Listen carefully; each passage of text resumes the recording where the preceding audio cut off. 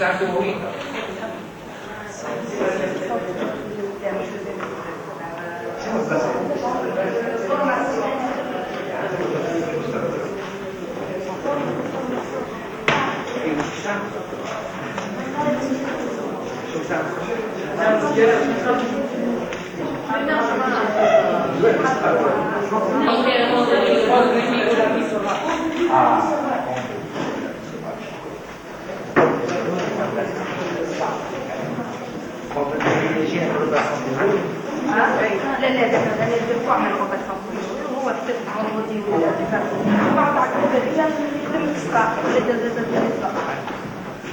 كتوه كل هذا كتوه كل هذا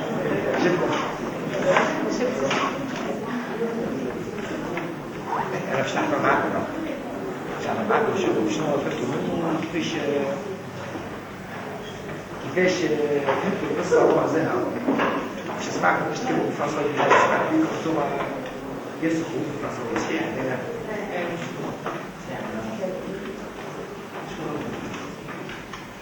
السؤال محرز شويه من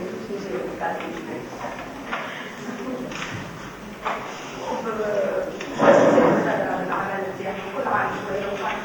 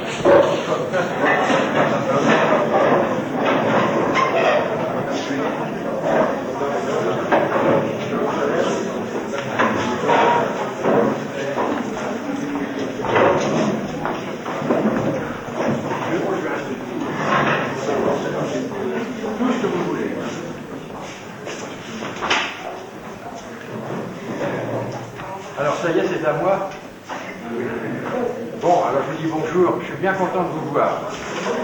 Voilà, je suis bien content de vous voir. Et je vais vous dire pourquoi. Vous savez que ce métier, ça consiste à écrire des livres et à les publier. Et j'écris pour mes lecteurs. Et j'ai besoin de voir mes lecteurs. Parce que moi, j'écris tout seul dans mon coin, dans ma campagne. Et quand mes livres s'en vont, je ne sais pas où ils vont. Alors on m'a dit, il y en a qui vont à Monastir. Et il y a des lecteurs à Monastir. Alors voilà, je voulais voir. Je vais parler avec vous et répondre à vos questions. Je sais qu'il y en a beaucoup qui auront des questions à me poser.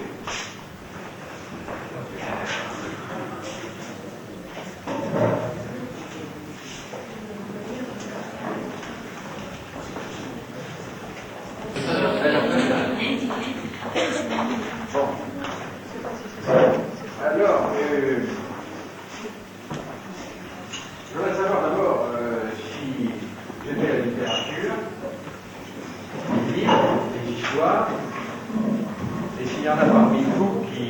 qui veulent être écrivains plus tard. Qu'est-ce qui veut être écrivain? Ah, bravo, bravo. Ah, mais il y en a, c'est formidable. Il y en a. Et tu commences à faire en arabe. Non, pas en arabe. Pourquoi?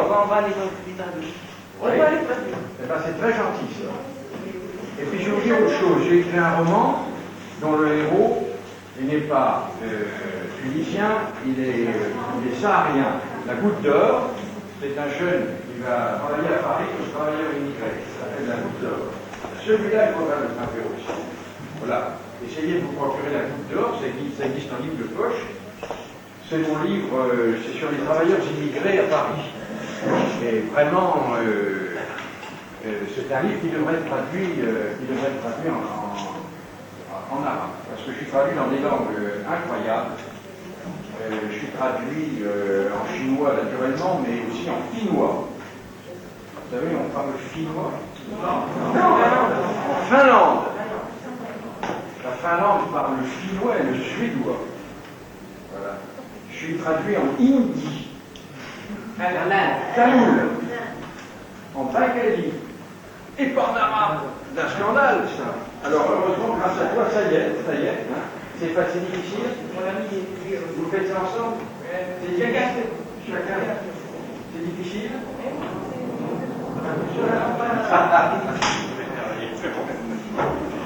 C'est merveilleux. Alors, pour tout le monde, et surtout pour ceux qui veulent être écrivains plus tard, je vais vous dire tout de suite que c'est un métier très très bien, très intéressant, mais qui a le cours du compte, naturellement tous les métiers. Alors, le compte, ça ne rapporte pas des masses d'argent. Hein. Si vous voulez gagner beaucoup d'argent, il vaut mieux être commerçant, vendre des voitures ou ce que vous voulez, mais ça, c'est un peu juste. Je vais vous dire, quand vous achetez un livre, il y a un petit produit, une petite portion du prix qui va chez l'auteur. Alors, ça varie entre 15% et 5%. Ça veut dire 10% en moyenne. Ça veut dire que quand vous achetez un livre 10 dinars, eh ben, il y a 1 dinar pour l'auteur. Vous voyez, c'est pas grave. Hein. C'est pas grave. Il faut en vendre beaucoup. Il faut en vendre beaucoup pour arriver à vivre de ça. Voilà. Alors, l'autre inconvénient du métier, c'est qu'on travaille tout seul. C'est un travail de solitaire. Je ne sais pas ce que vous ferez plus tard, mais il y a des chances pour que vous soyez entouré dans votre travail. Vous aurez des supérieurs, des subordonnés, des collaborateurs, des collègues, des clients si vous êtes commerçant, des malades si vous êtes médecin, mais vous travaillez ensemble. Tandis que l'écrivain, lui, il faut qu'il se lève le matin tout seul, qu'il aille à sa table de travail, et c'est pas facile tous les jours. Hein. Et si ça marche pas, il n'y a personne pour le consoler, et si ça marche, il n'y a personne pour le féliciter. Et vraiment, c'est dur. C'est dur cette solitude, d'autant plus que moi, j'écris pour mes lecteurs. Alors, ils ne sont pas là, mes lecteurs, hein. Ils seront là plus tard et je ne les verrai pas. Voilà, c'est la raison pour laquelle je suis là aujourd'hui. Vous avez écrit pendant 15 ans pour le roi. À l'hôtel vous avez traduit des livres, oui. Publiés des prix de l'hôtel. Pouvez-vous nous parler de ces livres Que j'ai traduits? Alors, je vais te dire une chose. Hein.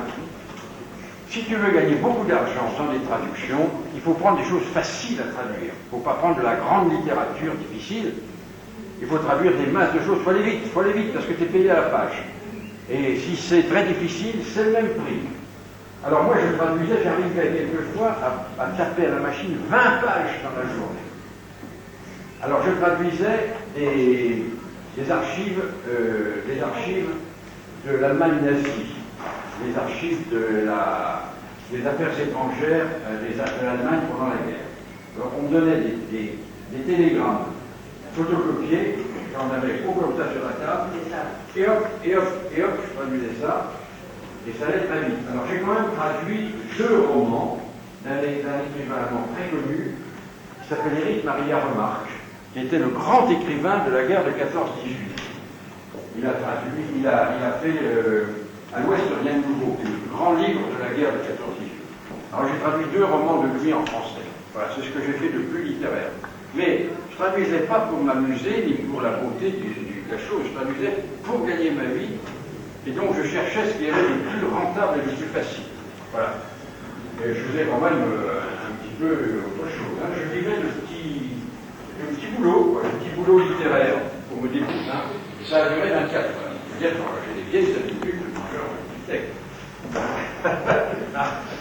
Mais il faut assumer, il faut être courageux, il ne faut pas voir les choses comme elles sont. Il ne faut pas fermer les yeux, dire je ne veux pas voir ça et puis je mange de la viande. Vous savez, il y a des gens qui pleurnichent sur des bébés phoques, et puis ensuite, pour se réconforter, ils vont se taper un bon morceau de gigot d'agneau. Hein. Ben, moi, ces gens-là, je trouve qu'ils méritent un coup de pied dans le derrière. Voilà. Alors, voilà comment j'écris. Alors, je fais un document, je fais une recherche documentaire, j'accumule des documents, ça peut durer 2 ans à 3 ans. Et puis ensuite, je m'enferme chez moi, et j'écris. J'écris mon histoire sur du papier de machine à écrire, épais, le plus gros, 80 grammes, le plus gros, avec un stylo à plume, qui se remplit avec un piston dans un encrier, parce que cette encre-là, l'encre d'un encrier a une odeur, elle sent l'encre. Et moi j'aime l'odeur de l'encre, tandis que l'encre des cartouches, ça sent rien du tout, hein. Ça sent rien, l'encre des cartouches. Je ne parle même pas des alors, ça prend ça 2 ans, quoi. 2 ans de travail pour rédiger. Vous voyez, en tout, ça fait à peu près 5 ans. Alors, au bout de 5 ans, j'arrive, j'ai fini mon manuscrit, il est tapé à la machine, parce que je tape à la machine moi-même. Et je le porte à mon éditeur, et mon éditeur dit, bon, bah, on va sortir ça dans 3 mois, dans 6 mois. Voilà, il n'y a plus qu'à attendre. À ce moment-là, je suis dans une période un petit peu de repos. C'est un peu les vacances. D'après, vous avez dit les problèmes des immigrés. Les problèmes de... Vous intéressez aux problèmes des immigrés, vous nous expliquer pourquoi. Parce que c'est un grand problème, très intéressant. Tu comprends? Zola disait, le grand problème aujourd'hui, c'est la construction des chemins de fer. Bon, bravo. Eh bien, moi je dis, un des grands problèmes aujourd'hui, c'est qu'il y a en France, je ne sais pas combien, 2 millions de travailleurs immigrés qui n'ont pas la nationalité française. Qu'est-ce qu'ils font? Comment ils vivent? Quelle est l'aventure d'un jeune africain qui débarque à Paris, qui est tout seul, il n'est pas tout seul, il a son cousin, parce qu'en général, il y a toujours un cousin qui prend en charge le travailleur immigré. Ah, tu sais quoi. Et il a son cousin qui l'aide. Et il lui arrive toutes sortes de choses, il lui arrive toutes sortes d'aventures. Par exemple, je vais vous raconter une aventure qui lui est arrivée, et ça alors, je l'ai vécu. Quelles sont vos conclusions? Il n'y en a pas, jamais de conclusion à un moment. Les conclusions, c'est le lecteur qui doit les trouver. Près de la rue de la Goutte d'Or, il y a des grands magasins de vêtements. Ça s'appelle Tati. Alors il y en a, vous le connaissez, il y en a 3. Il y a Tati homme, Tati femme et Tati enfant. Vous savez ça, vous l'avez vu? Alors je suis allé chez Tati et j'ai regardé les mannequins. Les mannequins pour mettre les vêtements en vitrine. Et j'ai vu que c'était des mannequins qui avaient le type maghrébin, le type nord-africain. Alors j'ai été voir le patron, j'ai dit, mais alors vous faites des mannequins comme ça? Ah là, il me dit, c'est la clientèle, c'est notre clientèle, on est dans le quartier de la Goutte d'Or. Alors j'ai cherché comment on fabriquait des mannequins de cire. Et j'ai trouvé, alors je raconte ça dans la Goutte d'Or, et ce que je raconte est rigoureusement ça. J'ai trouvé l'atelier où on fabrique des mannequins de cire pour les grands magasins. C'est abominable. Et ils m'ont montré, j'ai vu fabriquer. Alors il y a une cabine, une espèce comme une cabine téléphonique, vous voyez, hein? Bon, à peu près comme ça. On a juste le nez qui sort. Large comme ça.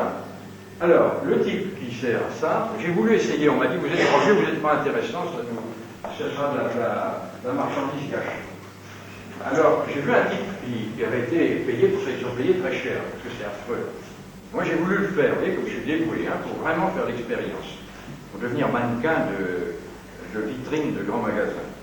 Alors, pour se mettre tout nu, et on se met dans la cabine, dans la position, n'est-ce pas, que doit avoir le mannequin. Vous voyez, hein, c'est charmant. Bon, il ne faut plus bouger. Comment vous faites? On vous met des petits tuyaux entre les doigts de pied. Des petits tuyaux qui crachent de l'air. Vous allez voir pourquoi. Bon. Puis quand vous êtes bien, on vous dit, vous êtes prêts? Oui. Alors, vous avez une espèce de bouche grosse comme ça au-dessus qui vous verse de la cire liquide. C'est pas de la cire, enfin c'est un mélange assez bizarre avec tout en disant le secret. C'est de la résine, mais c'est assez chaud, hein, c'est pas brûlant. Enfin, c'est quand même au moins à 35-40 degrés. Et il se déverse là-dedans et il monte à toute vitesse et on le fait arrêter juste à votre nez. Et vous me dites, s'il faut 1 centimètre de plus, je suis foutu. Bon. Et puis, on peut rester comme ça, quand même, 3-4 minutes. Le temps que ça refroidisse. Et puis, au bout de 3-4 minutes, ils ont un thermomètre. Quand ça a bien refroidi, ça c'est ce qu'il y a de plus dur. Ils se mettent à envoyer de l'air par les petits tuyaux pour vous décoller. Alors il y a l'air qui vous glisse le long de la peau et puis qui décolle de la masse de cire formidable, n'est-ce pas, et qui vous enveloppe. Et à ce moment-là, vous pouvez sortir un bras, puis sortir un autre bras, et on vous envoie un trapèze, comme au cirque. On vous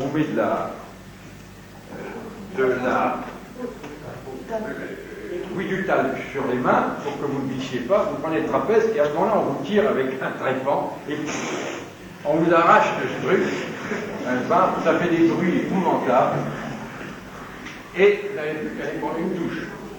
Et puis alors, à ce moment-là, on se dépêche de verser dans le trou que vous avez laissé et de la cire, une autre cire, qui remplit le trou que vous avez laissé et qui durcit, qui fait le mannequin, qui fait la matrice du mannequin.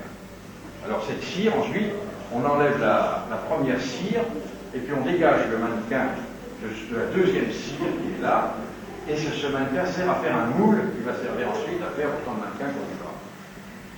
Eh bien, j'ai imaginé que mon petit gars était soumis à cette expérience. Pour gagner sa vie, il faisait ça. Et donc, il a fallu que j'aille voir, et je vous dis, je me suis proposé. Et ils n'ont pas voulu de moi parce qu'ils m'ont trouvé trop vieux et trop moche. Ils ont dit, on va pas faire un mannequin avec ce vieux machin. C'est pas possible. Il faut avoir 20 ans pour ça et être irréprochable. Voilà les expériences que je fais, n'est-ce pas, pour écrire mes romans. Et je peux vous dire aussi que pour le moment, je m'occupe du métro à Paris. Je voudrais écrire quelque chose sur le métro. Alors, je descends dans le métro très souvent et je fais un service avec un employé. Par exemple, je m'assois à côté du conducteur du train, la rame, et je fais tout le service avec lui, ça dure 5h30. Et il me raconte sa vie, il me raconte ses expériences. Et dans le métro, il y a une chose épouvantable. À Paris, j'ai appris ça, je ne savais pas, c'est les suicides, les gens qui se jettent sous les roues du métro. Vous savez combien il y en a par an en Paris qui se jettent sous les roues du métro? En moyenne 300. Et ce qui est épouvantable, c'est que c'est pas réparti régulièrement. Hein. C'est pas le hasard. Il y a des moments où il ne se passe rien, et puis il y en a d'autres où alors c'est un massacre.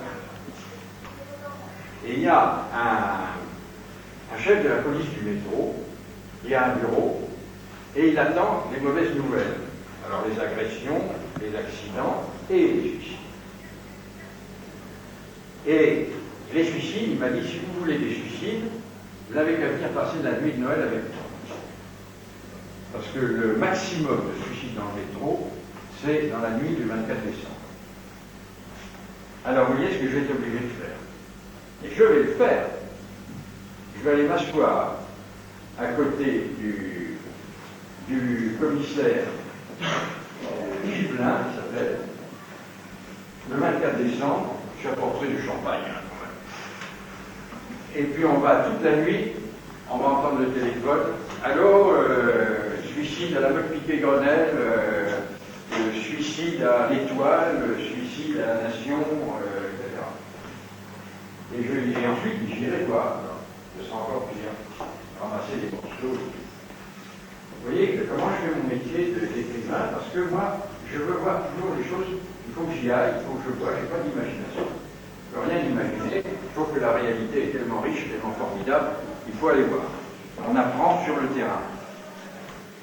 Et vous voyez, par exemple, il m'a raconté des choses qu'on ne peut pas imaginer. Des histoires. Un jour, il y a tous les conducteurs du métro sont mis en grève parce que il y avait eu un suicide et la police avait fait subir au conducteur qui conduisait la rame où il y avait eu le suicide un test, un alcotest.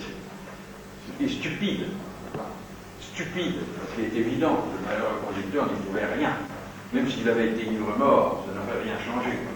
Quand quelqu'un se jette sur le conducteur, on ne peut rien faire. Et tout le métro s'est mis en grève à cause de ça. Vous voyez, des histoires, on ne peut pas inventer des choses comme ça. On ne peut pas inventer. Et quand il y a un suicide, il y a une enquête, il y a des témoins qui ont vu. Et il y a toujours quelqu'un qui dit il ne s'est pas jeté, on l'a poussé, j'ai vu qu'on l'a poussé. Il y en a toujours un qui dit ça. Et c'est généralement faux, presque toujours faux. Vous voyez, des choses qu'on ne peut pas inventer. Et moi, je veux être sur place parce que je veux trouver des choses comme ça qui sont impossibles. Impossibles à inventer parce que c'est la vérité. Voilà, c'est ça, et en ce sens-là que je suis l'élève de Zola. Zola, c'est lui qui a trouvé cette méthode, c'est le seul qui fait ça. Et moi, actuellement, je suis le seul à faire ça. Et bon, ben, je pourrais vous raconter, je pourrais vous en parler des heures et des heures de cette expérience que je fais. Mais ça vous donne quand même une petite idée de mon métier, qui n'est pas du tout un métier d'un monsieur qui est enfermé dans un bureau et qui passe du papier. Ça, je le fais aussi. Mais avant, il faut aller au champ. Voilà. Alors, je voudrais que vous me posiez des questions un peu, hein, parce que dites donc, oh là là là là là là, alors pas, je suis bavard. Vous avez une question, tu vois? Non? Ah. Pendant ces 15 ans où vous avez écrit vos tiroirs, est-ce que vous avez pensé qu'un jour tu serais Écrivain. J'espérais, tu vois. J'espérais. Contre tout, j'en parlais à personne, parce que si j'en avais parlé, on m'aurait dit, toi, écrivain, eh bien, il n'y en est pas question. Alors, je ne disais rien. J'avais mon petit manuscrit que j'essayais de faire, et puis, voilà, un beau jour, je l'ai sorti, et tu sais, j'étais pas sûr de moi. Je l'ai montré à un éditeur, il a tout de suite pris. S'il avait refusé, j'aurais montré à un autre éditeur. S'il l'avait refusé, alors, hop, je remettais ça dans mon tiroir, on n'en parlait plus. Je ne crois pas que j'aurais fait 3 expériences. Parce qu'il faut vous dire une chose, quand vous envoyez un manuscrit à un éditeur, il est toujours lu, le manuscrit. Et avec attention. Parce que tous les éditeurs savent, connaissent des histoires, n'est-ce pas, de manuscrits qui ont eu un succès formidable et qui ont été refusés par 2 ou 3 éditeurs ou dont les éditeurs n'ont pas fait attention. Le manuscrit restait sur une table. Vous voyez, un des plus grands succès en France depuis la guerre, c'est Bonjour Tristesse de Françoise Sagan, qui a atteint plusieurs millions. Eh bien, elle l'avait porté à Gallimard, Gallimard l'a oublié sur le bord de la table. Et puis, elle l'a donné en même temps à Julliard. Julliard allait tout de suite, hop, et l'a pris. Et quand Gallimard s'est réveillé, c'était trop tard. Ça, c'est des choses que les éditeurs n'oublient pas. Donc, vous envoyez un manuscrit à un éditeur, il est lu. Avec attention. Ça, vous pouvez être sûr. Mais, ça ne veut pas dire qu'il soit accepté. Ça, alors, il n'y en a pas beaucoup qui sont acceptés. Oui. Pourquoi avez-vous écrit cette fin? Je n'étais pas content pour la fin. Pourquoi? Tu trouves que c'est pas bien que vendredi soit parti? Pourquoi vendredi est parti, puis dimanche est venu?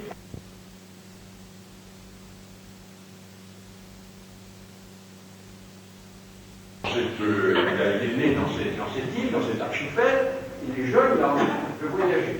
Il a envie de voir du pays, tout le monde en est là. Hein, bon. Vous aussi, j'imagine, vous voulez voyager, voir du pays. En plus, il est amoureux des choses qui ont un rapport avec l'air. Il est amoureux de la flèche, du volant, de la harpe éolienne. Et il voit arriver un bateau à voile splendide. Alors là, je vous signale une chose, j'ai déplacé l'histoire de 100 ans. Mon histoire à moi, elle se passe au XVIIIe siècle, alors que l'histoire de Daniel Defoe, c'est au XVIIe siècle. Pourquoi? Parce que j'avais besoin, à la fin de mon histoire, d'un très très beau bateau à voile. Un très beau bateau à voile. Une golette. Voilà, le White. Et les goélettes, eh ben, c'est au XVIIIe siècle. Il n'y a pas de goélette au XVIIe siècle. Alors j'ai déplacé mon histoire d'un siècle pour avoir une goélette. Les bateaux du XVIIe siècle ne sont pas tellement beaux, hein. C'est pas terrible. Mais alors la goélette, ça c'est un bateau. Et donc Vendredi est amoureux de ce bateau à voile. Il ne peut pas s'empêcher de monter dessus et de partir avec. Et il lui arrivera des histoires. Hein. Tu sais, la vie est faite de petites trahisons et de grandes fidélités. Voilà. Alors. Pour la Deuxième Guerre mondiale, vous pensiez que l'Angleterre est toujours victorieuse? Oui. C'était une erreur, parce qu'au fond, tu vois, si la Russie n'avait pas été en guerre contre l'Allemagne, je crois que l'Angleterre n'aurait pas gagné toute seule. Mais moi, je croyais que l'Angleterre allait gagner toute seule. Pour concentrer et savoir comment vivre dans ces événements, ou pour vous pensez c'est comme ça? Bah, c'est la même chose. On fait des pronostics, tu comprends, on se dit il y a une guerre, on vit dans une guerre, il faut se débrouiller. Qu'est-ce qui va gagner la guerre? Qu'est-ce qui va gagner la guerre? Tout le monde croyait que ça allait être l'Allemagne, parce qu'ils étaient forts. Hein.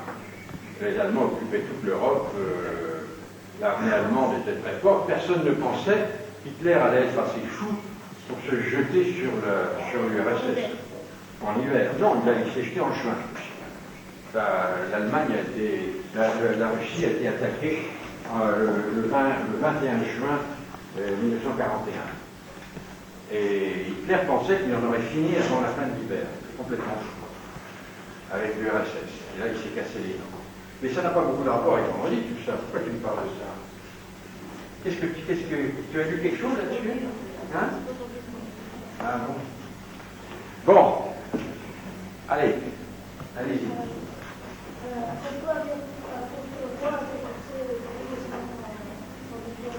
Ah, pourquoi j'ai pensé à écrire Vendredi? Et toi, tu veux savoir quoi? Quel est ton point de vue dans la lecture qui a aidé Robinson parfois et ses camarades Eh oui. Alors, pourquoi j'ai écrit Vendredi? Alors, il y a le roman de Daniel Defoe. Ah. Bon, alors, je l'ai lu. C'est un roman qui a 250 ans. Et je me suis dit, c'est une histoire formidable. Mais, il y a quand même des choses qui ne vont pas du tout. Par exemple, les rapports entre Robinson et Vendredi sont inadmissibles. Robinson est un raciste incroyable.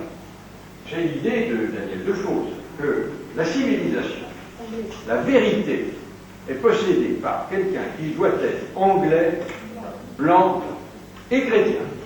Alors, si vous n'êtes ni anglais, ni blanc, ni chrétien, vous êtes un sauvage, vous êtes un barbare, vous êtes une bête. Ça, c'est l'idée de Daniel Defoe, c'est l'idée de Robinson. Pour lui, Vendredi n'a rien à dire. Enfin, il n'a qu'à écouter la vérité qui tombe de la bouche de Robinson. Et ça va très loin, parce qu'il ne lui donne même pas un nom. Il lui dit, normalement, vous rencontrez quelqu'un que vous ne connaissez pas, vous dites comment tu t'appelles. Il ne lui demande pas comment il s'appelle. Il s'appelle rien du tout, le pauvre Vendredi. Comme un chien. Vous ne dites pas un chien, comment tu t'appelles. Vous dites au chien, tu t'appelleras Médor, ou tu t'appelleras Azor, ou n'importe quoi. Et il dit à Vendredi, tu t'appelleras Vendredi. Et c'est pas un nom humain, Vendredi, je vous signale. Il lui dit pas, tu t'appelleras Pierre, Paul ou Jacques. Vendredi, c'est pas un être humain, vous vous rendez compte? Et dans tout le roman, le pauvre Vendredi, c'est rien, il n'a rien à dire. Alors moi j'ai dit, c'est pas possible, je vais écrire le roman de Vendredi. Mon livre s'appellera Vendredi, il s'appellera pas Robinson. Les gens me rendent fou quand ils me disent, ah, j'ai lu votre livre, vous savez comment il s'appelle, la Robinson? Vous me foutez de moi, je ne vais pas écrire Robinson. Vendredi, le contraire. C'est mon livre, Vendredi. C'est mon héros. Et j'ai voulu faire de Vendredi un personnage qui a quelque chose à dire, qui a un rôle à jouer. Et, alors là, je réponds à ta question, qui, pour Robinson est un compagnon, est un ami, il n'est pas un esclave. C'est même plutôt ensuite vendredi qui dirige les opérations. Dans l'étude de votre œuvre, en sont quelques points philosophiques. Est-ce que vous considérez que cette œuvre c'est de la littérature philosophique ou de la philosophie littéraire? Ah, c'est très bien votre question. C'est très très bien. Eh bien, je ne sais pas trop quoi répondre. Hein. Elle est très bien votre question, mais je ne sais pas trop quoi y répondre. C'est vrai que moi j'ai commencé par la philosophie.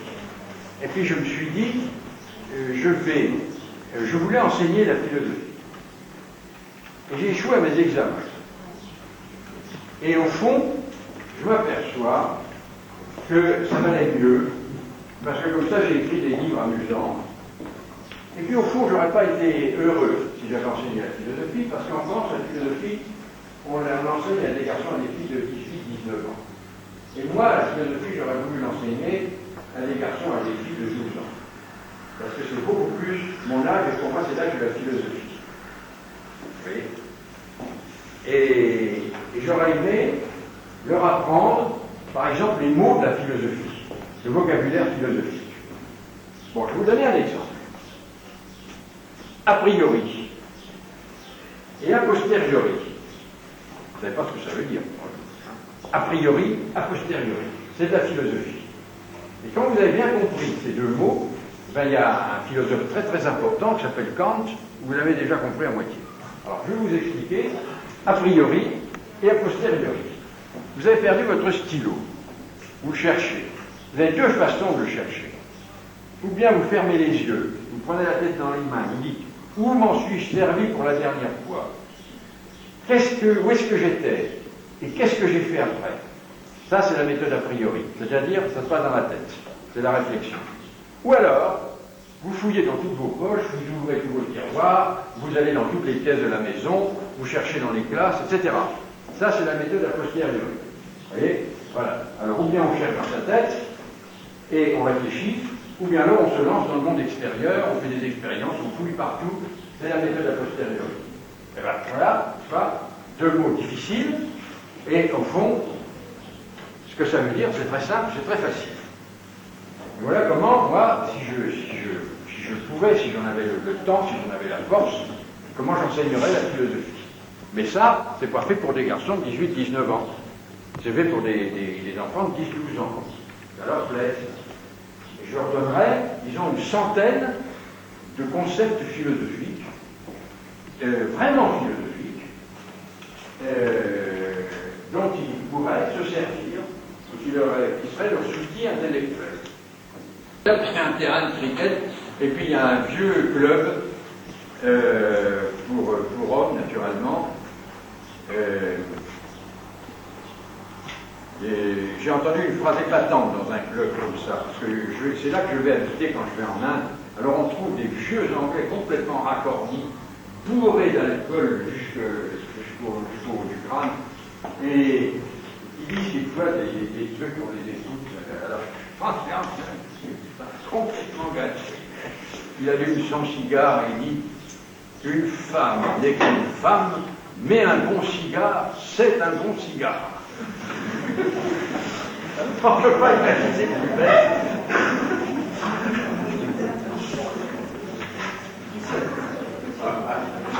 Ah, vous n'êtes plus coupable, mais un bon cigare, c'est un bon cigare. Dans votre roman, vous recevez un certain nombre de problèmes. Dans ce problème, il y a le problème de l'esclavage et en quelque sorte le racisme. Quelle est votre opinion? Écoute, tu me demandes mon opinion sur l'esclavage et le racisme. Si je te dis que je trouve que c'est très très bien, tu seras surpris, non? Je pense que l'esclavage et le racisme sont des choses qui sont tout à fait détestables. Et mon roman va dans ce sens. Il me semble, c'est l'évidence.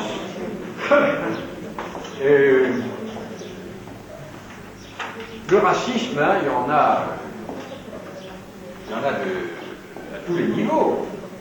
Il y en a à tous les niveaux. Quand on dit quelqu'un qui est raciste, moi j'ai entendu dans un café en France un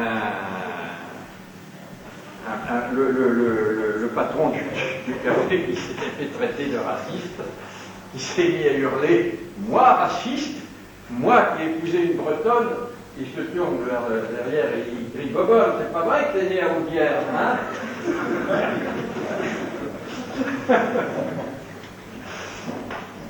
Alors, vous avez toujours des questions à poser, hein, les deux. Alors, Parce que vous avez tracé dans cette œuvre deux droites parallèles. oui. La première droite, c'est celle de vendredi qui représente la civilisation naturelle. Quand vous citez qu'il n'y a Voilà. pas des sauvages, Oui. ce sont des civilisations naturelles. Et il y a la parallèle de Robinson qui représente la société, le code social et l'administration et les complications de la vie moderne. Oui. Et vous précisez que la société a les racines qui sont la nature. Oui, et alors? Ça va pas? Madame, Non, mais la société, c'est fait de règles artificielles, mais qui reposent tout de même un peu sur la nature. Tu comprends? Prends par exemple le mariage, c'est très compliqué, le droit civil qui règle les règles du mariage, ensuite il y a la religion qui vient de se faire là-dessus, mais à la base, tu as un phénomène très naturel, qui est l'amour d'un homme pour une femme, et puis les enfants. Ça, c'est la nature. Et puis sur cette nature, on construit l'institution du mariage, le code civil, le droit à qui appartient les biens, l'autorité sur les enfants. Tout ça, c'est une construction artificielle, mais qui repose sur une base naturelle, non? mais cette nature, c'est comme une patte qui doit obéir à l'homme. Bah oui.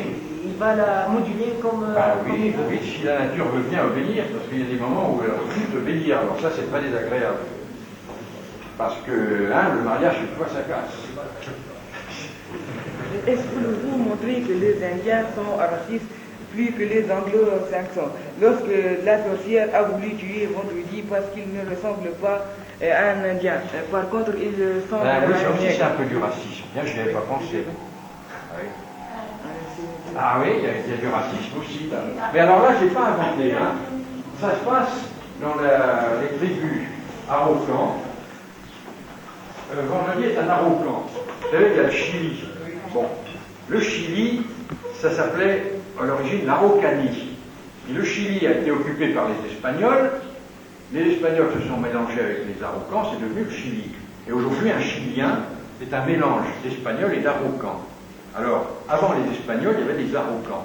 Et moi, j'ai étudié la civilisation araucanienne, et j'ai trouvé dans cette civilisation le sacrifice que j'ai décrit, c'est-à-dire il se passe quelque chose qui ne va pas, il y a des maladies, ou bien il ne pleut pas, les cultures vont périr, alors on cherche dans la tribu le coupable.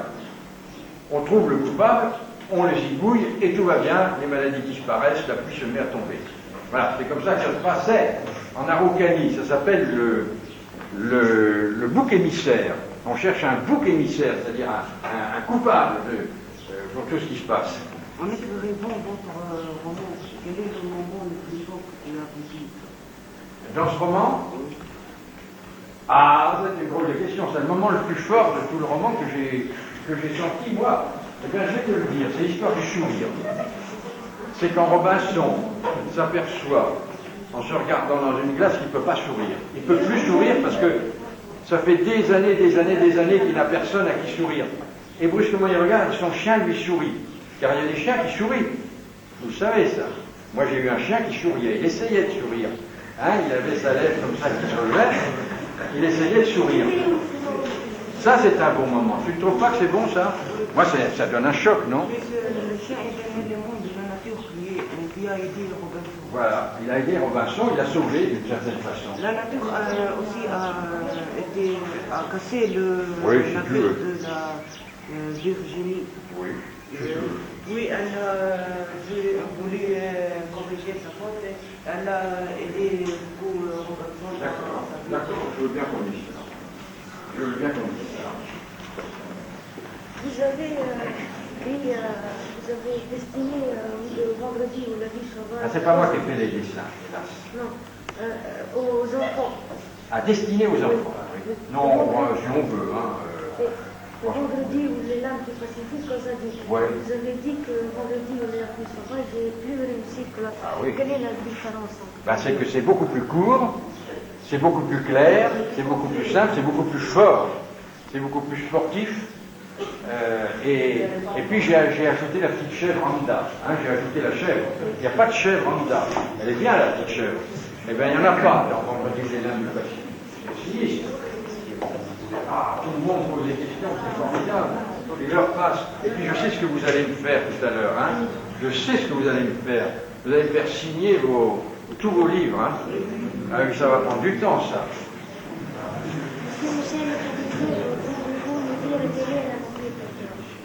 Ah, mais ça vous turlupine, hein, cette histoire de nature.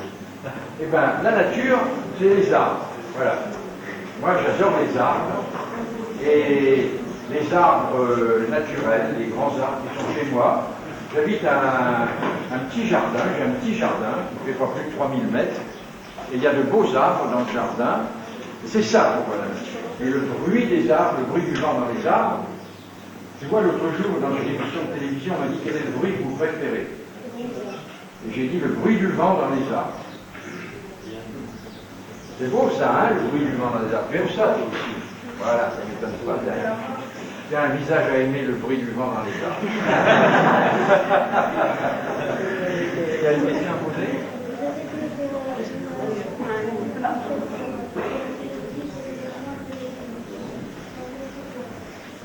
Je suis un philosophe et que je veux faire la philosophie la plus épatante, la plus claire, la plus simple, la plus solide possible. Et c'est comme ça qu'il faut qu'elle soit. Tu as compris mon histoire d'a priori, d'a posteriori? Hein? Tu pourras la répéter. On voit qu'il y a deux explosions dans l'île. Est-ce que c'est... Il y a deux explosions? Deux explosions. Le tonneau, Ah oui, c'est vrai. Il a bien compté. Est-ce que ces deux explosions vont faire signe pour les deux guerres mondiales? Ah non. Alors ça, les deux guerres mondiales, écoute, vraiment, aller chercher la signification de mes deux explosions dans les guerres mondiales. Écoute, je ne veux pas te contrarier, d'accord? Mais prends-en la responsabilité. Parce que l'explosion, c'est pas la guerre mondiale. Si on veut, enfin, pourquoi pas. Mais... La banquière est la vraie guerre. Oui, d'accord, mais c'est quand même un peu tiré par les cheveux. C'est un petit peu tiré par les cheveux. Non, mais tu as raison, si ça t'amuse, tu le fais. De même, si tu veux, quand vendredi tire une flèche, et j'espère qu'elle ne retombera jamais, on va dire, ah, c'est une mise sur orbite, ça, hein, c'est le Spoutnik. Il envoie. Peut-être, je n'avais pas pensé. Mais après tout, pourquoi pas? Ah, il veut savoir qui est Laurent, parce que le livre est dédié à Laurent. Ah, Laurent, je vais encore lui dire, tu sais, Laurent, on va parler de toi à Monastir. Alors voilà, j'habite dans un petit village à côté de l'église. Et un jour, on a sonné chez moi, et c'était une bonne femme que je ne connaissais pas. C'était il y a 30 ans, hein, ça, c'est très ancien ce que je vous raconte. Et elle était habillée en dimanche. Et elle me dit, voilà, je vous demande un petit service, ça vous prendra 5 minutes. Je baptise 3 de mes enfants. Alors on est tous là sur la place de l'église, et il y a le papa, il y a les 3 enfants, il y a les 3 marraines, il y a le curé, et il n'y a que 2 parrains. Il y en a un qui n'est pas venu. Est-ce que vous ne pourriez pas venir le remplacer? Ça vous prend 5 minutes. Alors j'y suis allé, et puis j'ai reçu sur les bras un petit garçon qui s'appelait Laurent. Et ensuite, je suis allé boire un verre chez des gens que je ne connaissais pas. J'ai vu des gens, 8 enfants, pas de place, enfin pas riche du tout. Et j'ai commencé à m'occuper de ce petit Laurent qui était devenu comme ça par hasard mon filleul. Et quand il a eu 7 ans, il est venu s'installer chez moi. Parce qu'il y avait plus de place chez moi, il était plus heureux chez moi. Et je l'ai emmené en vacances avec moi. Et puis peu à peu, il est devenu mon fils. Et maintenant, il a 30 ans, il a 3 enfants, 2 filles et un fils, et il est mécano chez Toyota. Et je ne suis pas sûr qu'il ait lu le livre. Je lui ai dédié, il avait 11 ans quand le livre a paru. Je ne suis pas sûr du tout qu'il l'ait lu, parce que c'est pas le genre à lire des livres. Vous voyez ce que c'est que de passer 30 ans avec moi, hein? Voilà, c'est l'essai que je n'ai pas postulé. Dans votre œuvre, vous consacrez tout un chapitre à la venue des perroquets. Ah, les perroquets. Ah, le perroquet, c'est la parole. Moi, j'aime beaucoup, je suis un homme de parole. Vous voyez, vous entendez que je parle bien. Hein. Alors, le perroquet est un animal qui m'amuse beaucoup parce que il imite la parole, c'est l'oiseau qui parle, et c'est le symbole de la parole. C'est le chapitre qui concerne la parole. Est-ce qu'il vaut mieux parler ou est-ce qu'il vaut mieux se taire? La question se pose. Pas loin d'ici, à Mamet, j'ai une amie qui a un très beau jardin, et elle a des perroquets. Et ces perroquets, ils ne parlent pas. Mais ils imitent tous les bruits et tous les cris des animaux. Alors par exemple, on entend un chat qui miaule, on croit qu'il y a un chat qui miaule, pas du tout, c'est le perroquet qui s'amuse à imiter le chat. Ou bien on entend un grincement comme si on était en train de tirer de l'eau du puits. Personne ne tire de l'eau du puits, c'est le perroquet qui s'amuse à imiter ce bruit. Mais en général, le perroquet se réfuté pour la parole, et j'avoue que ça m'amuse beaucoup de temps un perroquet qui parle. Et combien de temps on a pour nous réserver quand même le temps de... Pardon? Non mais il faut que ils vont me demander de finir. Ça prend au moins un quart d'heure. Ça va prendre au moins un quart d'heure de signature. Hein, vous allez tous me demander de signer. Oui, oui.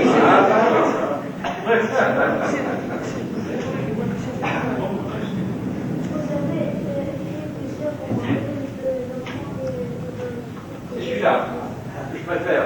Vous savez pourquoi? Parce que c'est celui qui a le plus de succès. La preuve, c'est qu'il est lu ici.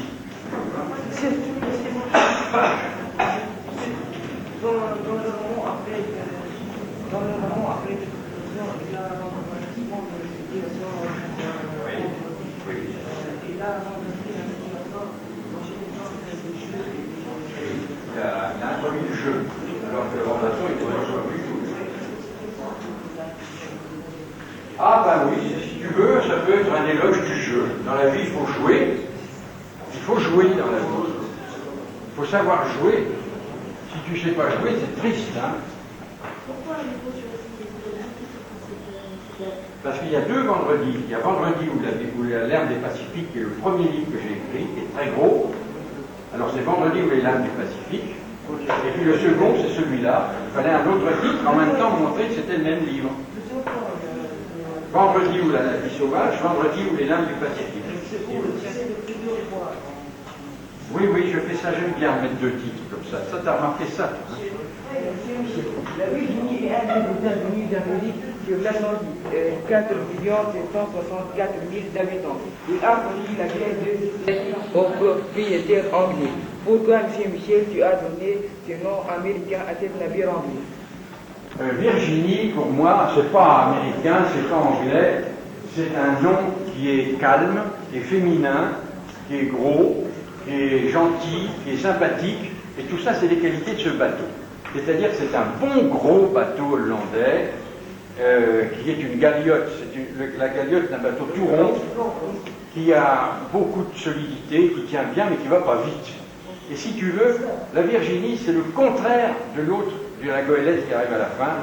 C'est le White Bird qui est un bateau fin, rapide, dur. Bon, mais il faut laisser un peu les autres. Hein. C'est dans le passage de perroquet, vous voulez exprimer que les oiseaux qui ont gêné Robinson et les a considérés comme des animaux inutiles ont dû aider au capitalisme anglo-saxon, parce qu'ils ont appris des mots anglais qu'ils ont les répétés aux différents lieux du monde quand ils migrent. Très bien. C'est ça, Très bien, ça. T'as compris? Non, écoutez, les enfants, ici, si je vous écoutais, je passerais toute la journée avec vous, je vous adore. Mais il faut quand même laisser un petit peu les autres poser des questions. Hein, regardez les copains. Bon, allez.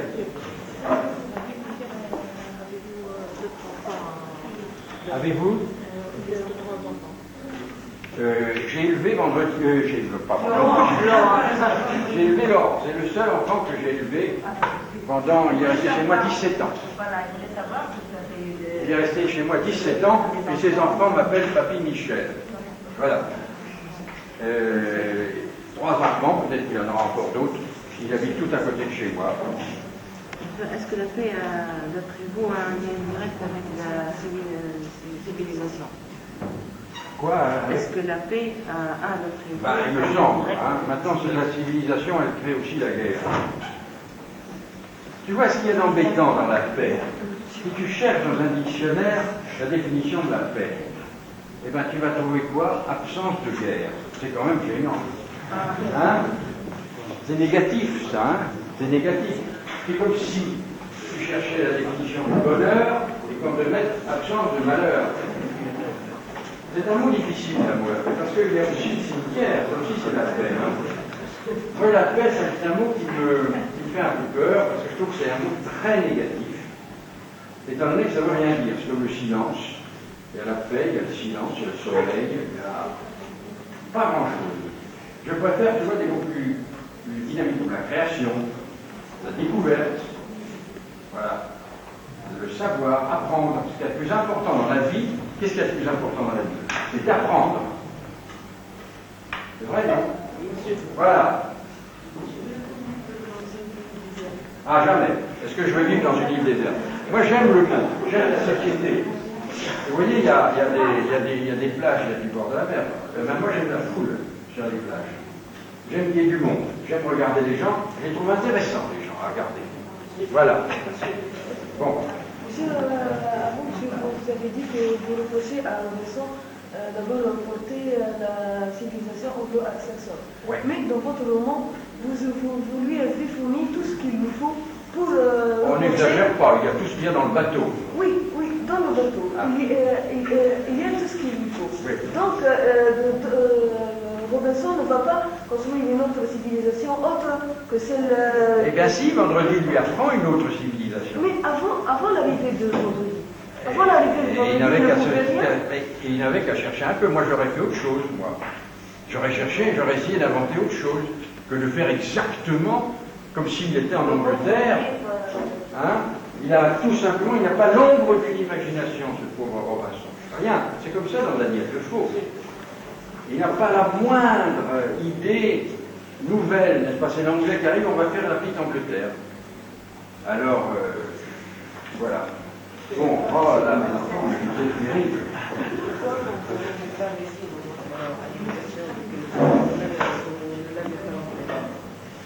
Parce que je me croyais le plus fort, je me croyais le meilleur. Hein, je me disais, j'ai qu'à me montrer, tout le monde va tomber par terre et c'est moi qui vais être le premier. Et puis, j'ai été jeté à la porte, là, dans les derniers. Alors j'étais tellement vexé que je suis parti. Pour la philosophie, la question. Oui, l'agrégation de philosophie. Ah oui, pour votre échec. Il n'oublie rien, hein, il ne laisse rien passer. D'après-vous, est-ce que la philosophie joue le rôle d'un... Elle joue le rôle d'un refuge. Oh non. Oh non, non, non. J'aime pas beaucoup non plus le mot de refuge. La philosophie, c'est une construction audacieuse. Le philosophe prend des risques. Voilà. Encore toi. Alors, vas-y. Monsieur, ici, Robinson, monsieur, était catégorique et radical. Il ne change pas son Oui, idée. c'est vrai. Est-ce qu'il y aurait une guerre entre Vendredi et Robinson? Ils se sont tapés sur la gueule, je te signale. Ah, il y a eu une guerre à un moment donné. Oui, mais c'est pas une guerre... Enfin, ils sont deux, ils peuvent difficilement avoir des armées pour se faire la guerre, mais ils se sont quand même fichus sur la figure. Ah, là. Bon, on va peut-être songer à faire des signatures, parce que... Non? Voilà.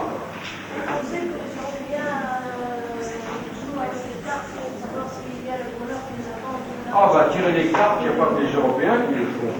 Mais ce sont les Européens Qui ont inventé ça? je pense qu'ils sont plus... Superstitieux.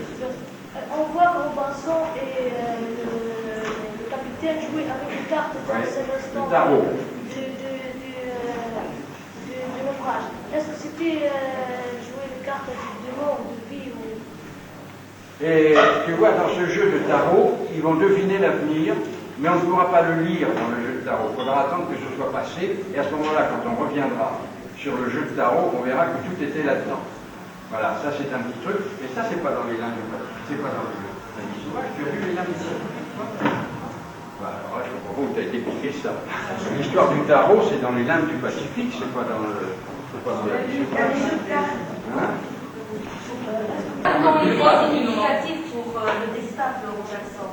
Mais Bien cette sûr. carte, Mais- au moment de la tempête, Oui. est significatif pour Oui, mais- le destin de Robinson. On dirait, on supposait que Robinson avait les cartes, Oui. disons, du bonheur et Dessel avait ceux de la mort. C'est ça. Oui, Ça c'est ce m'étonne qu'il un- voulait vous oui, dire. mais ça m'étonne un petit peu qu'il en parle parce que ça n'est pas dans la vie sauvage. C'est dans l'autre version. Oui, c'est dans l'autre version, et je leur ai parlé de cela. Ah bon, vous leur avez vu le Oui, lien. voilà, oui. Alors, voilà le trio là. Vas-y. Je s'approuve votre idée que dans la vie, il faut apprendre. Il faut apprendre, oui, il faut créer, il faut toujours inventer et donner à la vie un autre aspect. C'est donc Robinson qui a créé, qui a donné, qui a laissé des traces.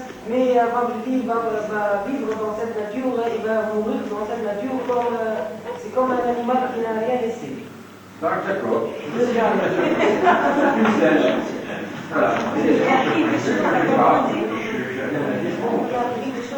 Comment vous dit accueillir un homme qu'il a fait avec sa peau un cerf-volant dans le ciel. Et il a fabriqué avec sa tête une boîte à musique.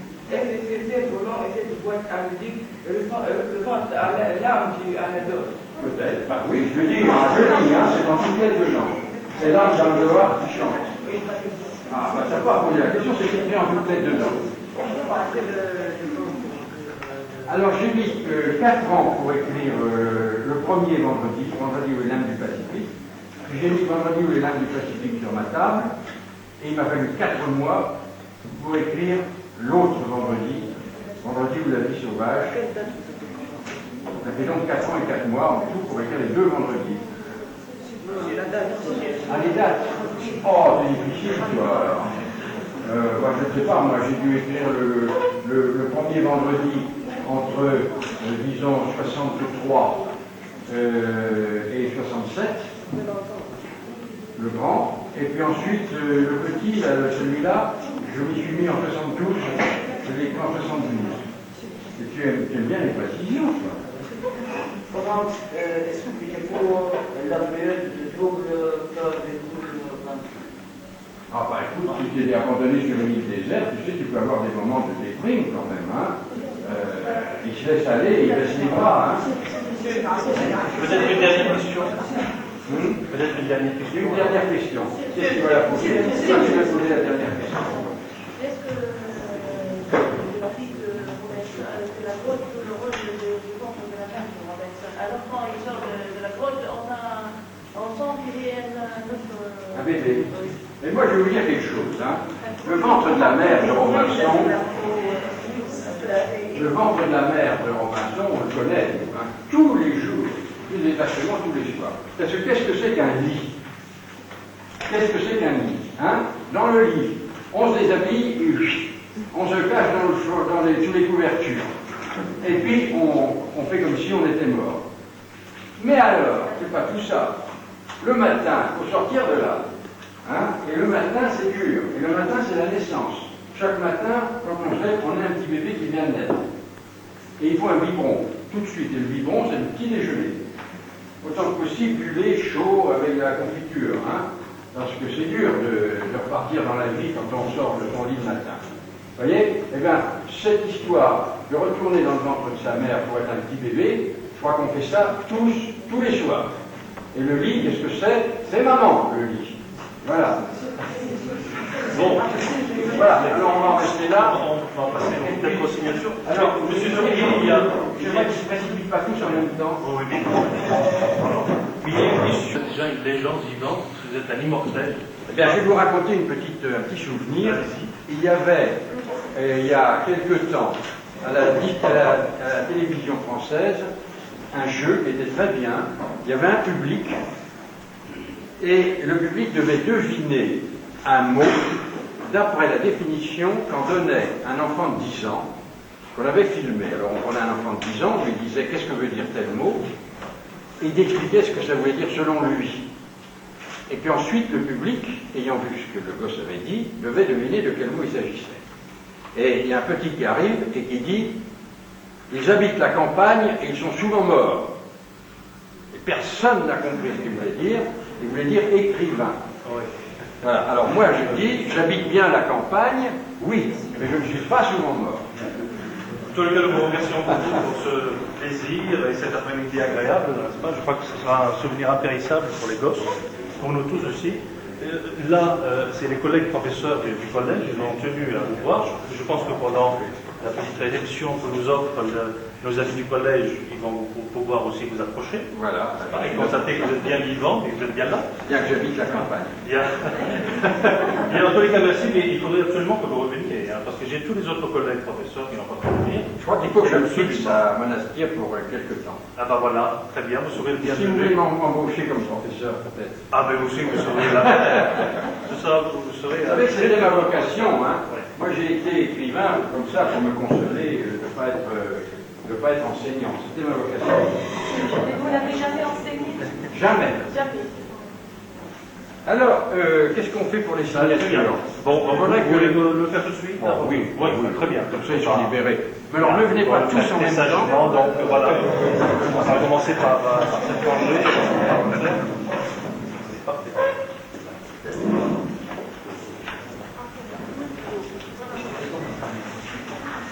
Voilà, notre professeur vous en a parlé.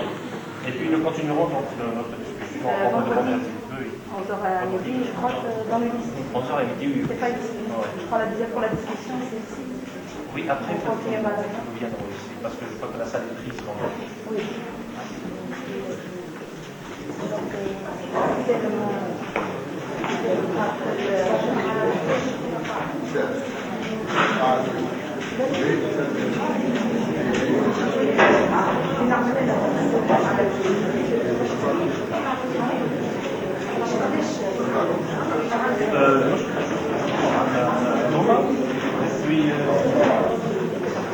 Les enfants, les élèves, 39. Les élèves, ils sont déjà 39.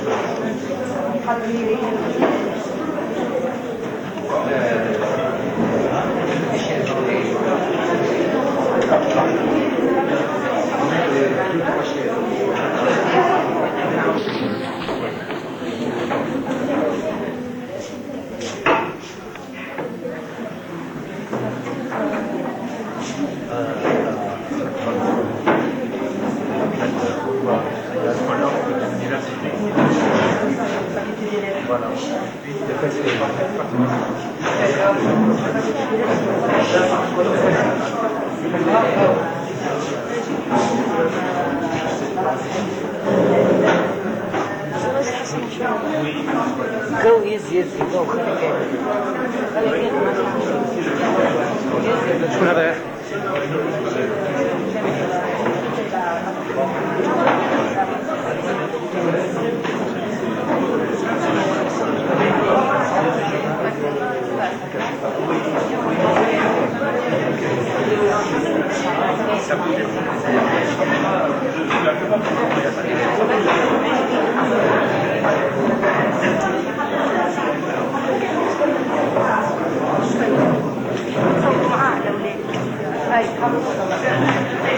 Et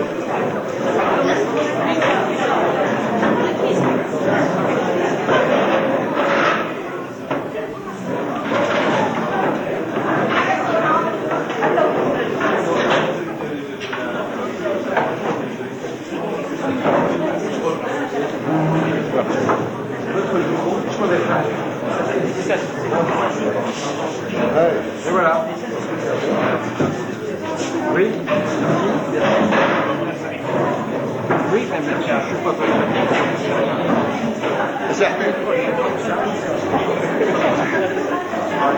J'ai problème. Bon, je regarde quand même. Il faut les élèves Oui, vous avez un... Oui. On va l'écrire, voilà. Je vous la donnerai demain.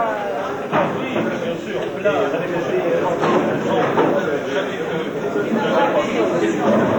Elle en a là, ce tableau.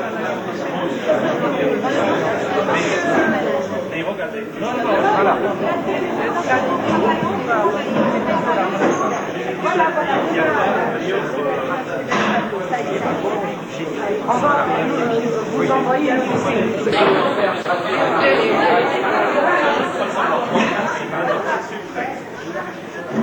Bien, alors,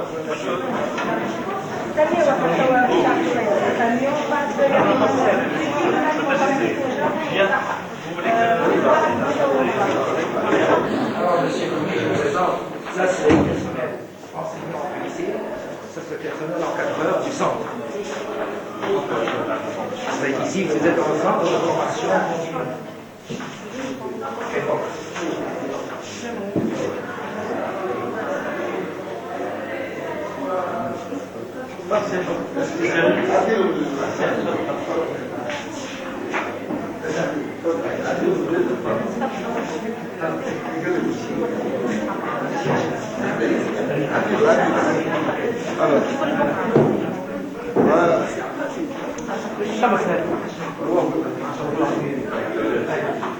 avec des élèves. Super.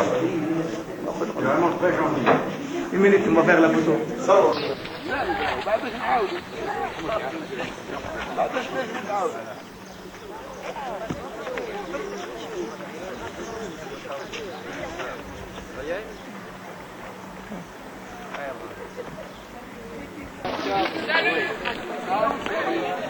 oui, mais même le temps de terminer, là, on a fait ça.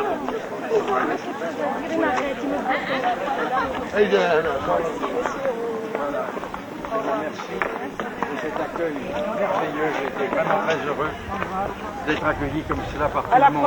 À la prochaine. À la prochaine. Bien sûr. Merci beaucoup. Allez. Bon, Philomène. Ça marche. Voilà. Au revoir. Merci pour tout le plaisir d'avoir nos gosses. À la prochaine. À la prochaine. Merci de votre accueil. Et puis merci. Au revoir. Très bon cadeau.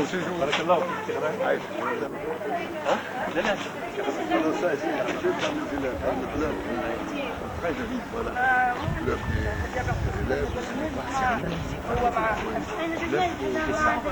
Très très joli.